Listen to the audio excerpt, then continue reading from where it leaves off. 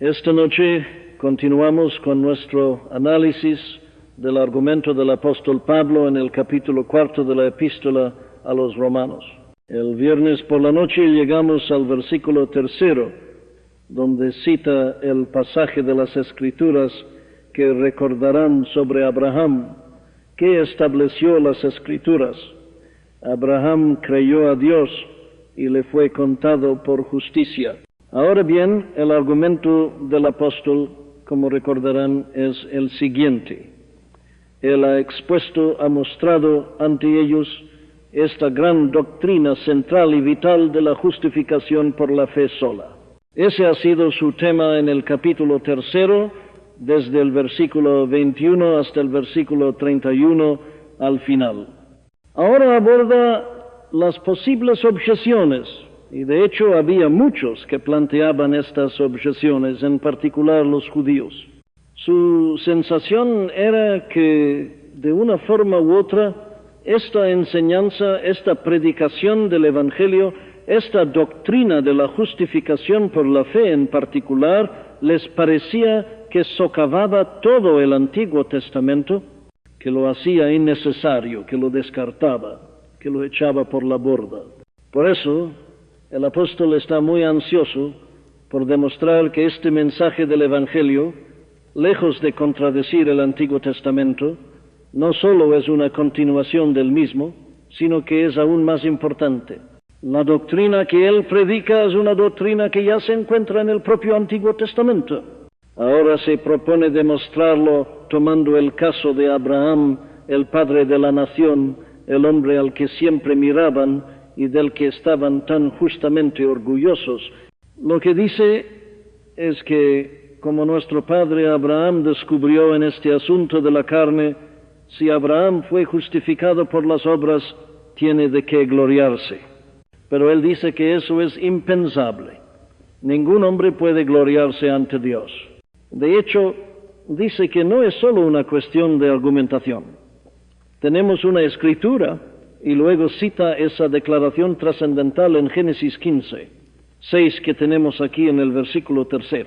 Abraham creyó a Dios y le fue contado por justicia.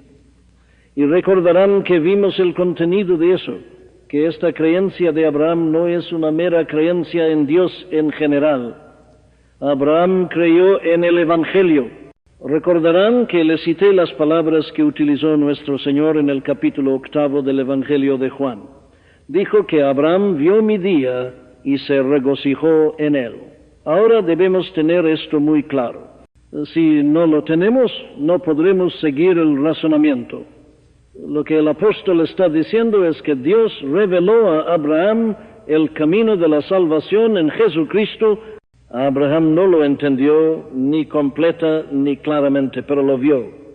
Abraham vio mi día y se regocijó. Y lo que Abraham hizo fue creer en este camino de salvación, esta justificación por la fe, dar a los hombres una justicia por parte de Dios mismo, que es la justicia de Jesucristo. Ese es el contenido de la palabra creer.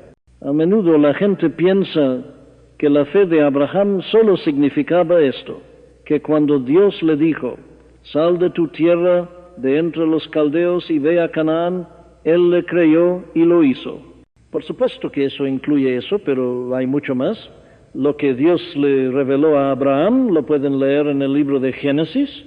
Empiecen a leer en el versículo 12 del capítulo 12 y sigan hasta el final de los capítulos 17 y 18 y verán allí que a Abraham, por así decirlo, se le dio una visión gratuita del Evangelio y Dios hizo un pacto con él en términos del Evangelio de Jesucristo.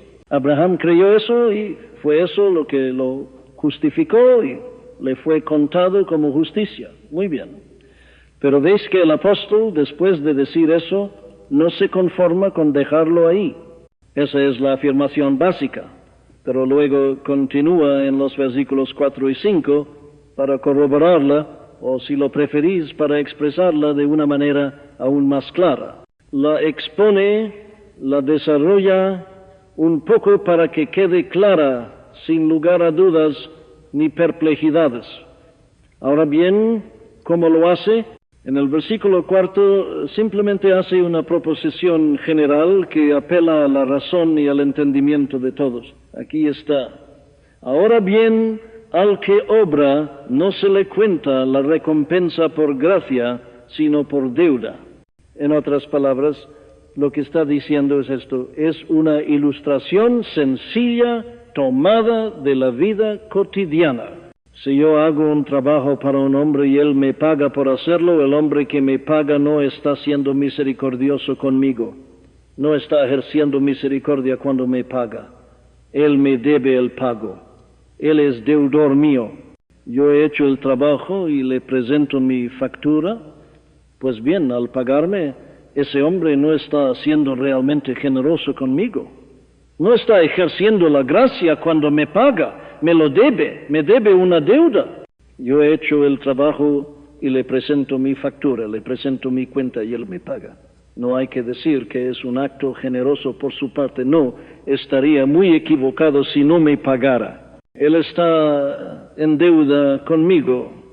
Yo le he prestado un servicio, he hecho el trabajo y por lo tanto cuando me paga no es una muestra de gracia, es una cuestión de deuda, es una cuestión que realmente es legal. No es que él, por así decirlo, por bondad, generosidad y magnanimidad de su espíritu, esté haciendo algo por mí y para mí que no tiene por qué hacer, en absoluto. Es una cuestión de deuda y, por así decirlo, puedo llevarlo a los tribunales si no me paga. No hay gracia en eso. ¿Por qué? Bueno, porque yo he prestado el servicio, he hecho el trabajo. Muy bien, dice el apóstol. Ahora bien, esa es una proposición general con la que todo el mundo está dispuesto a estar de acuerdo. Pero luego, en el versículo 5, lo expresa de forma positiva. Eso era negativo, como veis. No hay gracia en eso, dice. Pero en el versículo 5, al que no trabaja, al que no produce obras, pero cree en aquel que justifica al impío, su fe le es contada por justicia. Ahora bien, aquí está, no dudo en afirmarlo, uno de los versículos más importantes de toda la Biblia. Me refiero a que desde el punto de vista práctico, desde el punto de vista de la evangelización, si se quiere, o desde el punto de vista de convertirse en cristiano, rara vez hay un versículo más importante que este 5º versículo del capítulo 4 de la epístola a los Romanos. Por lo tanto, es importante que lo tengamos perfectamente claro. Afirmo que esta es la declaración más contundente sobre la justificación que hizo este gran apóstol. Es él quien hace las declaraciones más claras sobre la justificación por la fe. Pero aquí va más allá de cualquier otra cosa que haya dicho en cualquier otro lugar. Tomemos como comparación la forma en que lo expresó en el versículo 26 del capítulo anterior. Dice: declaro en este momento su justicia, para que Él sea justo y justificador del que cree en Jesús. Esa es una declaración de la doctrina de la justificación por la fe. Dice que el hombre que es justificado es el hombre que cree en Jesús. Pero aquí vemos que es mucho más fuerte. Es toda la diferencia entre decir el que justifica al que cree en Jesús y decir el que justifica más allá de lo divino. Ahora vemos la importancia de esta distinción. Veamos sus términos. ¿Quién es el hombre que es justificado? Bueno, nos dice dos cosas sobre este hombre. Lo primero que nos dice es que es un hombre que no obra, no hace ninguna obra, no produce ninguna obra. El hombre que tomó en su ilustración era un hombre que trabajaba. Para él, el que trabaja no recibe la recompensa por gracia. Pero ahora el contraste con el que trabaja es el que no trabaja. Aquí hay un hombre que no tiene buenas obras que mostrar, no tiene nada que recomendar. Ciertamente no puede presentar una cuenta y una factura porque no ha hecho nada. Es un hombre fracasado, no trabaja, no tiene obras que mostrar. Eso es lo primero. Y el apóstol obviamente se preocupa mucho por enfatizarlo, para resaltar el contraste con el otro. Pero luego vemos que va más allá. El hombre que es justificado no es solo un hombre que no tiene buenas obras que mostrar, sino que en realidad es impío. Justifica al impío. ¿A quién se refiere? Se refiere a Abraham. Pero diréis que Abraham era un hombre muy bueno. Sé que en cierto sentido Abraham era un hombre muy bueno, pero sin embargo es correcto describir a Abraham tal y como era por naturaleza impío. De hecho, todos somos impíos por naturaleza. Ahora bien, no necesito entreteneros con esto. El apóstol nos lo ha explicado perfectamente en el capítulo anterior. Dice que, por lo tanto, por las obras de la ley, ninguna carne será justificada delante de él. Dice que todo el mundo se ha hecho culpable ante Dios. Dice que todos han pecado y están destituidos de la gloria de Dios, incluso Abraham. Y estar destituido de la gloria de Dios, estar bajo la condenación de la ley, es ser impío. Y esto es, por supuesto, lo que ha estado diciendo sobre toda la raza humana. Todos somos por naturaleza hijos de ira, como los demás. No hay justo, ni siquiera uno. Esas son las declaraciones de las Escrituras.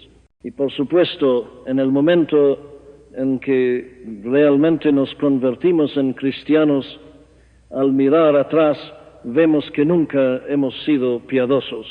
Verán, estos judíos pensaban que eran piadosos y que agradaban a Dios. Por ejemplo, esas personas de las que acabamos de leer en el capítulo 8 del Evangelio de Juan, esas personas discutían con el Señor Jesucristo. Decían que Dios era su Padre, tenían un Padre que era Dios, y Él les decía que no, que Dios no era su Padre. No podía serlo, porque si Dios fuera su Padre, no rechazarían sus palabras, ya que Él venía de Dios, y no lo estarían persiguiendo. Vuestro Padre es el diablo, pero ellos pensaban que eran piadosos. Pensaban que estaban agradando a Dios, eran religiosos, pensaban que eran piadosos, pero nuestro Señor dice que eran impíos. Veréis, todos nosotros, por naturaleza, nos fabricamos un Dios. Y hay muchas personas que piensan que están adorando a Dios, pero en realidad no están haciendo más que adorarse a sí mismas. Adoran su propia bondad. Se han creado un Dios propio. Y cuando realmente se encuentran con el Dios que se ha manifestado en la Biblia, lo odian, les desagrada. Cuando Dios les dice que son tan desesperados que no pueden salvarse a sí mismos, se resienten. Y cuando Dios dice que nada más que la muerte de su Hijo puede redimirlos, lo sienten como un insulto personal. La ofensa de la cruz, eso es ser impío.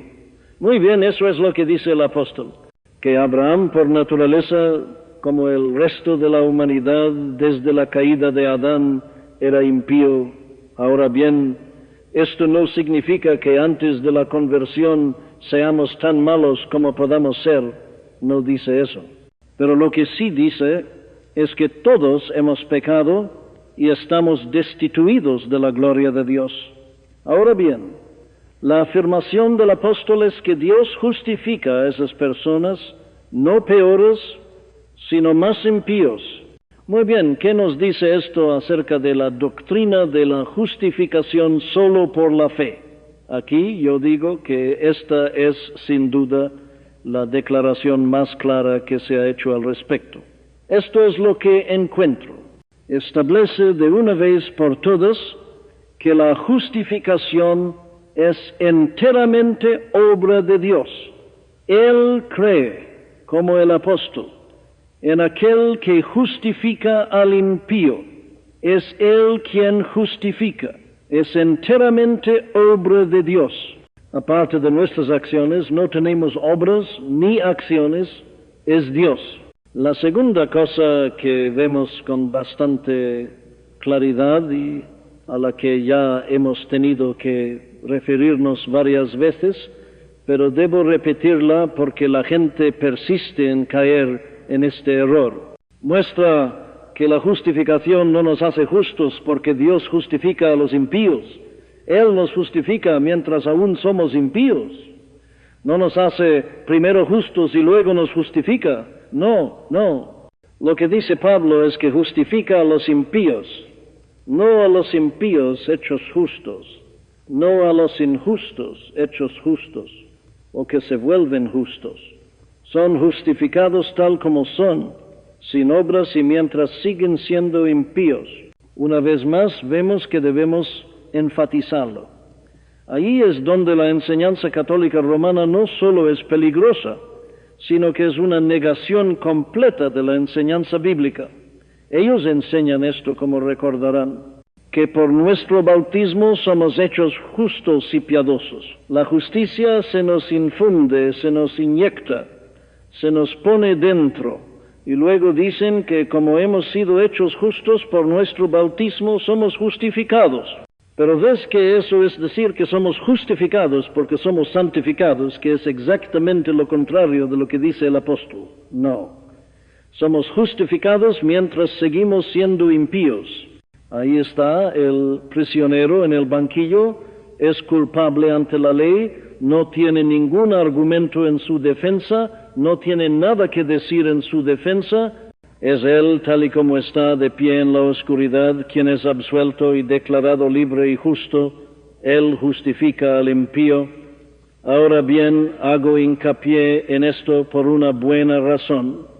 Si este versículo no nos hace verlo bien, entonces nada nos hará verlo. No hay nada más allá de esto. Esto me lleva a mi siguiente forma de expresarlo. Mi tercer punto es este. Esta afirmación establece que se trata de una cuestión totalmente forense, legal. La justificación es esta declaración de Dios de que ahora absuelve a esa persona y que en adelante le revestirá de la justicia de Cristo y le considerará justo. Ese es el significado de este acto. Es ilegal. No le hace nada al hombre, no lo cambia, no lo hace mejor, le confiere la justicia de Cristo y Dios lo declara justo y recto. En otras palabras, el cuarto punto es este. Se trata, utilizando el término que el apóstol emplea tanto aquí, de una cuestión de cálculo, de imputación, de atribución. Déjenme explicarlo así. La doctrina de la justificación por la fe no dice que Dios ahora nos considere justos. Eso no es cierto. Sería una mentira. Dios no puede considerar justo a un hombre que no lo es. Eso no es lo que dice la doctrina. Lo que dice es esto, que Dios nos imputa la justicia de Jesucristo, la pone en nuestra cuenta y como lo ha hecho, nos considera justos. Tenemos la justicia de Cristo. Él nos ve en Cristo. Permítanme usar el tipo de ilustración que obviamente tenía en mente el conde Zinzendorf cuando compuso el himno que acabamos de cantar. Cantamos la traducción de John Wesley, como recordarán. Jesús, tu manto de justicia, mi belleza es mi vestido glorioso. Esta es la imagen. Hay un hombre de pie, vestido con harapos, cubierto de suciedad. Ahí está el pecador condenado ante Dios, prisionero en la oscuridad. ¿Y qué sucede? Dios le pone este manto de justicia, le pone el manto blanco de la perfección de Cristo y solo ve eso y nada más. Esa es la doctrina de la justificación. Él lo pone en nuestra cuenta. Muy bien. No olvidemos nunca este quinto versículo del capítulo 4 de Romanos. En un momento voy a extraer algunas lecciones prácticas de él. Pero ahí está la afirmación. Ahora bien, ¿qué hace después? Pues bien, en los versículos 6, 7 y 8 dice, tengo una maravillosa confirmación de esto. Eso es lo que estoy diciendo. Pero escuchen, dice, no soy solo yo quien dice esto. David también lo ha dicho. así como David también describe la bienaventuranza de los hombres a quienes Dios imputó la justicia sin obras, diciendo, y luego cita como recuerdan del Salmo 32, bienaventurados aquellos cuyas iniquidades son perdonadas y cuyos pecados son cubiertos. Bienaventurado el hombre a quien el Señor no imputa pecado. Digan lo que digan, amigos míos, este apóstol Pablo era, entre otras cosas, un poderoso polemista, poderoso en la controversia. Fíjense en su método. Ya se ha referido a Abraham, ahora saca a relucir a David. Sabe lo que David significaba para estos judíos, sabe que ellos lo admiran. David, el gran rey, el más grande de todos ellos, y conocía la gran promesa relativa al Mesías que se le había hecho a David, y que todos los judíos conocían. De hecho, sabía que en el primer libro de Samuel, capítulo 13, versículo 14, leemos que David era el hombre según el corazón de Dios. David estaba a la altura de Abraham en la estima de los judíos. Por lo tanto, Pablo lo cita y es capaz de demostrar, como veis, que David dice precisamente lo que él está enseñando. Ahora bien, es interesante observar la forma en que el apóstol utiliza esta cita del Salmo 32 de David. David, como veis, en realidad lo expresó de forma negativa. David dijo, «Oh felicidad, oh bendición del hombre a quien se le perdonan sus iniquidades y se le cubren sus pecados. Oh felicidad del hombre a quien el Señor no le imputa el pecado». Ahora, fijaos en lo que dice. Aquí está el hombre feliz. Aquí está el hombre bendito. Aquí está un hombre que está bien con Dios y que está en el favor de Dios. Es un hombre cuyas iniquidades son perdonadas. Es un hombre cuyos pecados son cubiertos. Algo los cubre, sí, pero fíjate en estas otras declaraciones interesantes.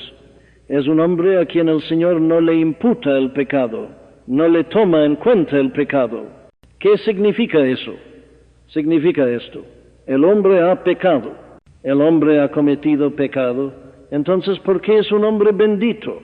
Oh, es un hombre bendito por esta razón. Aunque ha pecado y es culpable de muchos pecados, Dios no anotará esos pecados en la cuenta de este hombre en su libro celestial. Podría hacerlo. Tiene todo el derecho de hacerlo. Pero dice David, bienaventurado el hombre a quien Dios no le imputa sus pecados. No los anota en la cuenta, los deja fuera, los ha eliminado, los ha cubierto, los ha perdonado. Ahora bien, esto es muy importante, ¿no es así? Para apoyar la doctrina del apóstol. David lo dijo hace mucho tiempo en el Salmo 32. Ahora bien, David, fíjate, lo expresa de una manera puramente negativa. Dice, bienaventurado aquel a quien se le perdonan sus iniquidades y cuyos pecados son cubiertos, a quien el Señor no le imputa el pecado. Eso, en cierto sentido, es perdón, ¿no? Ahora bien, eso es negativo. Y David, en realidad, en el Salmo 32, no va más allá. Pero fíjate cómo lo interpreta Pablo. Dice como también David describe la bienaventuranza del hombre a quien Dios imputa justicia sin la cual. Ahora bien, este es un punto muy importante. Esa es la interpretación de Pablo del Salmo de David. Y por supuesto es correcta. Dios nunca nos deja en una posición negativa.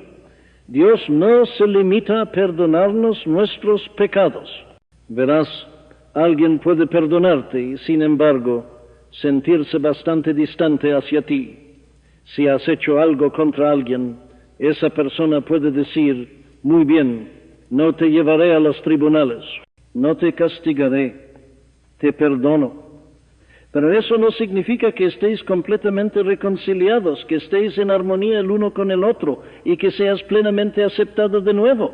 El perdón es solo el aspecto negativo y Dios nunca se detiene ahí. Dios siempre sigue adelante. Dios nunca se conforma con menos que la reconciliación. Ahora bien, ¿es correcto que Pablo haga esto? Sí, lo es, por esta razón. El perdón es el primer paso en el proceso que conduce a la reconciliación plena. David solo menciona el primer paso, dando a entender que el primer paso lo abarca todo. Ahora bien, el apóstol Pablo, en un pasaje muy interesante, hace exactamente lo mismo. Aquellos de ustedes que estén familiarizados con la epístola a los Efesios, recordarán que el versículo 7 del primer capítulo de la epístola a los Efesios dice lo siguiente: en quien, refiriéndose al Señor Jesucristo, tenemos la redención por su sangre, el perdón de los pecados. Ahora bien, redención significa salvación completa.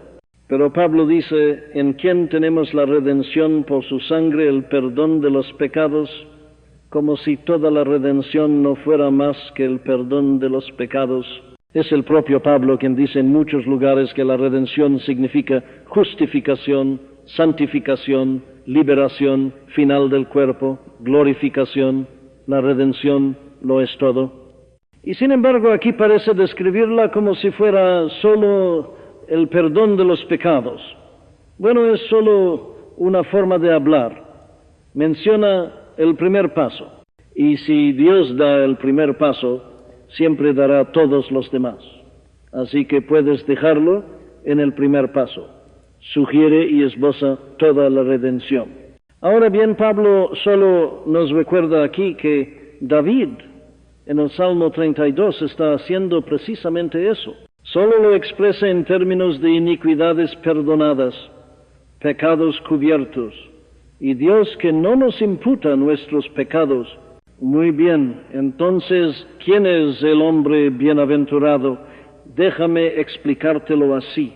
El hombre verdaderamente bendito es aquel cuyo pecado es perdonado como deuda, cuyo pecado es cubierto para que Dios nunca más lo vea. Es aquel a quien nunca se le imputará como delito. Está el aspecto negativo, pero va más allá. Es también aquel a quien Dios le atribuye la justicia de Jesucristo. Esa es la doctrina de la justificación por la fe. Aquí estamos todos nosotros, pecadores ante los ojos de Dios. ¿Qué me dice la doctrina? Me dice esto, me dice esto. Mientras estoy aquí de pie, mi deuda queda cancelada. Mi pecado queda cubierto. Dios lo arroja al mar de su olvido. Nunca volverá a mirarlo, nunca lo volverá a ver. Está borrado, fuera de su vista por toda la eternidad, y nunca se me acusará de ello como un delito. Estoy completamente liberado de ello. Pero además de todo eso, Dios pone en mi cuenta y me atribuye esta justicia de Jesucristo, su Hijo. Ahora bien, lo que el apóstol ha demostrado es esto. Esa deuda siempre ha sido la forma y el método de Dios para tratar con los hombres en pecado. Fue lo que hizo con Abraham. David dice que él lo hace.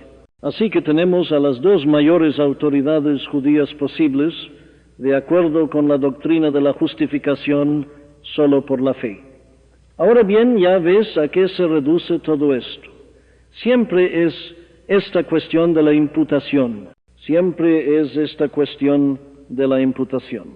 Así que permíteme exponer una vez más esta gran y bendita doctrina del la. Esto es lo que nos enseña la doctrina de la justificación por la fe. La respuesta es esta. Dios no nos imputa nuestros pecados. Pero ustedes pueden decir, ¿cómo puede hacer eso y seguir siendo Dios? Nosotros hemos cometido estos pecados. ¿Cómo puede Dios no contárnoslos, aunque los hayamos cometido y seamos culpables de ellos? Y la respuesta es esta. Él nos ha contado a su Hijo unigénito y amado. Ahora les leeré esa parte del capítulo 5 de 2 Corintios, porque el gran apóstol lo expresa allí de manera tan clara y sencilla. Dios estaba en Cristo, a través de Cristo, quiere decir. Dios estaba en todo lo que Él hacía a través de Cristo. ¿Qué estaba haciendo? Dios estaba en Cristo reconciliando al mundo consigo mismo, sin imputarles, sin tomar en cuenta sus transgresiones. Entonces, ¿qué hizo? Tomó en cuenta sus transgresiones. Dios, recuerden que en el último versículo dice que hizo a Cristo pecado por nosotros, aunque Él no conoció pecado. Dios tomó nuestros pecados y en lugar de echárnoslos a nosotros y a nuestra cuenta, los echó a su cuenta. Los puso sobre Él y los castigó en Él.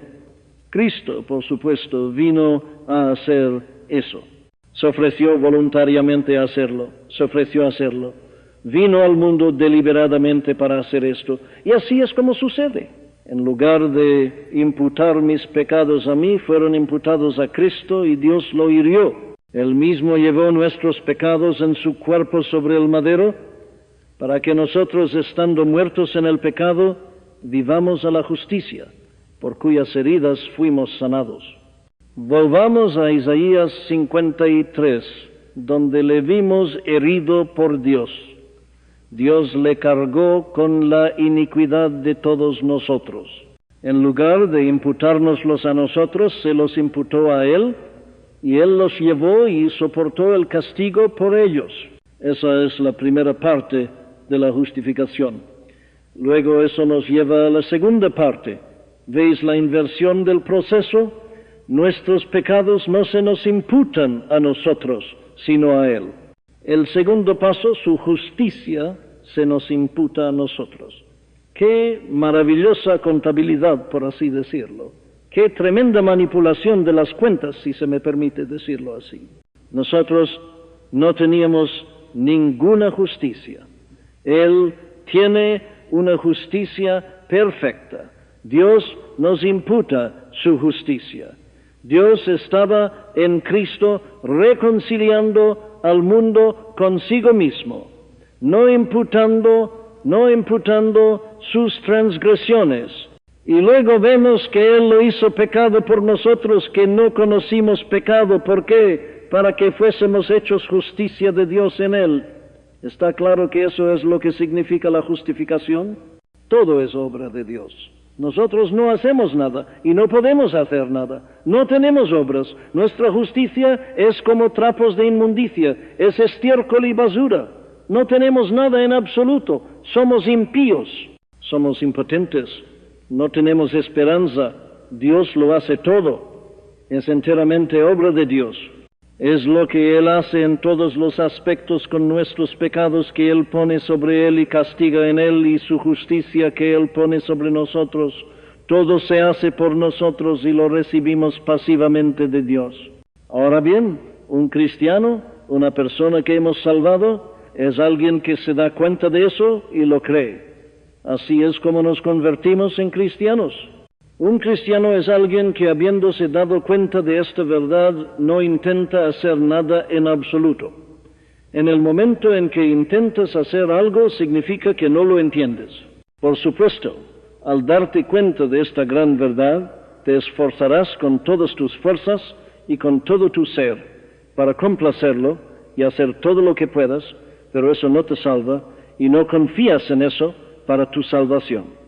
Por supuesto, el hombre que cree esto se arrepiente, ¿sí? Pero no es tu arrepentimiento lo que te salva. No te salvas porque te arrepientes. No te salvas porque crees en el Evangelio.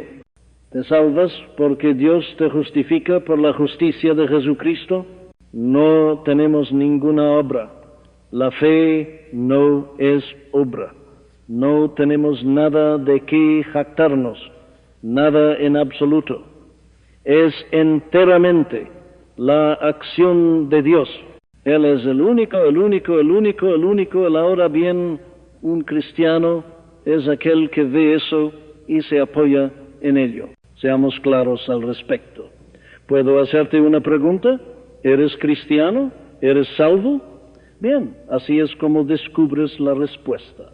¿Has dejado por completo de mirarte a ti mismo o de fijarte en ti mismo de cualquier forma? ¿Estás mirando con sinceridad, por completo y totalmente al Señor Jesucristo, el Hijo de Dios, y a lo que Él ha hecho por ti? ¿Sabes con certeza si eres cristiano?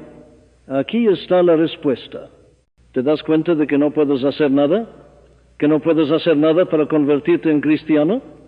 Iré más allá. ¿Has dejado de intentar hacer algo? La salvación es totalmente un regalo gratuito de Dios. Es un regalo que se da a los impíos. Así que si empiezas a decir, no, siento que debería hacer, en el momento en que lo dices, te digo que no lo has entendido, que no eres cristiano. Esto me lleva a la prueba más profunda de todas. ¿Crees ahora, en este momento, tal y como eres, que te conviertes en cristiano tal y como eres, completamente a través de lo que Dios ha hecho en Jesucristo por ti? Este elemento temporal es muy importante. Si me dices, no, pero espera un momento, no esperarás que pueda decidir eso aquí y ahora. Debería volver y decidir que debo rezar más, que debo leer más la Biblia, que debo dejar de hacer ciertas cosas y empezar a hacer otras. No, en el momento en que empiezas a hablar así, es que no lo has entendido. Si sientes que aún tienes que hacer algo, que debes llorar más, o que debes sentir más el pecado, o que debes tener un mayor sentido de la convicción, o cualquier otra cosa, no importa lo que sea, si vas a aportar algo, es que no lo has visto. Porque la doctrina de la justificación nos dice que Dios justifica a los impíos tal y como son. No espera a que sean piadosos primero. No espera que lo hagan. Él dice que no pueden hacer nada, que no tienen obras. Esa es toda la doctrina. Abraham solo creyó, no hizo nada. David dice, la bendición de este hombre cuyos pecados son así tratados. Lo que en realidad significa, en última instancia, dice Pablo, que él acepta esta doctrina de que Dios le imputa la justicia. Si no puedes ver que puedes convertirte en cristiano ahora mismo, en este momento, no estás viendo la doctrina. En el momento en que uno ve esta doctrina, dice, bueno, sí, soy tan capaz de convertirme en cristiano ahora como lo seré dentro de 1000 años. Si me fuera a casa y saliera al mundo y me hiciera monje o ermitaño y pasara todos mis días ayunando, sudando y rezando, no estaría más cerca de lo que estoy ahora. Gracias a Dios, Dios justifica al impío. No traigo nada en mis manos, simplemente me aferro a tu cruz, tal como soy, sin una sola súplica, sino que tu sangre fue derramada por mí y tú me invitas a venir a ti. Oh Cordero de Dios, vengo tal como soy y sin esperar a librar mi alma de una sola gota de sangre oscura, a aquel cuya sangre puede limpiar cada mancha. Oh Cordero de Dios, vengo, tal como soy, y sin esperar a librar mi alma de una sola gota de sangre oscura, a aquel cuya sangre puede limpiar cada mancha. Oh Cordero de Dios, aquí estoy, tal como soy, y sin esperar a librar mi alma de una sangre oscura, a aquel cuya sangre puede limpiar cada mancha, envió a su Hijo al mundo para liberaros, en su vida perfecta de obediencia, en su muerte expiatoria y sustitutiva en la cruz, cuando tomó vuestros pecados sobre sí y recibió su castigo. Eso es todo, que lo veáis. Así que no tienes que hacer nada y no digas, dame un momento, dame tiempo. No. Si tuvieras, 1000 años, no te serviría de nada. Ahora puedes verlo. Es Dios quien lo hace todo y lo hace a pesar de nosotros, a pesar de ser lo que somos. Nos convertimos en cristianos de inmediato. Es este don que se nos da, este reconocimiento de la justicia de Jesucristo en las iniquidades perdonadas, los pecados cubiertos, y todo este pecado nunca más imputado a nosotros sino positivamente y gloriosamente revestido con nuestra justicia divina. Por lo tanto, puedo decir con el conde Zinzendorf y con Charles Wesson que revestidos con esto estamos listos para enfrentar a cualquiera o cualquier cosa que pueda presentar cualquier acusación contra nosotros. Con esta audaz determinación levantaré mi mano, sin confiar en mí mismo, sino solo en esta justicia de Dios en Jesucristo, que Dios en su infinito amor, misericordia, bondad y compasión me ha dado gratuitamente a través del instrumento, el canal de la fe. Todo es de Dios, todo es un don de Dios, y esta es la palabra que debe establecer eso en nuestras mentes de una vez por todas. Dios justifica al impío mientras aún es impío y luego lo hace justo. Amén.